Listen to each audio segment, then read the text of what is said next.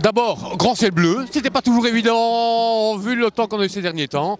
Superbe réussite. Réussite pourquoi? Parce qu'on a eu un nombre record d'associations. Je pense qu'il y a plus de 20 associations qui sont venues ici à cette journée Migrants Santé. Et pour une fois, pas uniquement des associations d'origine subsaharienne, mais on a aussi des gens qui viennent d'Afrique du Nord, on a des gens qui viennent un petit peu de tous les côtés, avec des thématiques qui sont parfois très différentes, mais bien sûr qui concernent toujours la santé.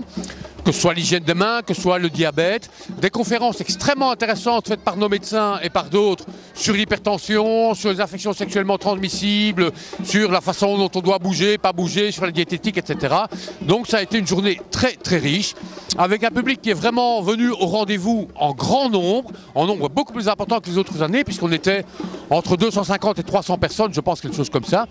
Beaucoup de gens qui sont venus faire les dépistages, que ce soit dépistage du diabète, dépistage du VIH. Donc vraiment une grande réussite, avec une ambiance qu'on entend et qu'on voit derrière moi, absolument fabuleuse aussi. Et je remercie Madi et tous les autres joueurs et toutes les personnes qui ont participé à l'élaboration de cette journée, parce que c'est quand même un travail d'un an à chaque fois.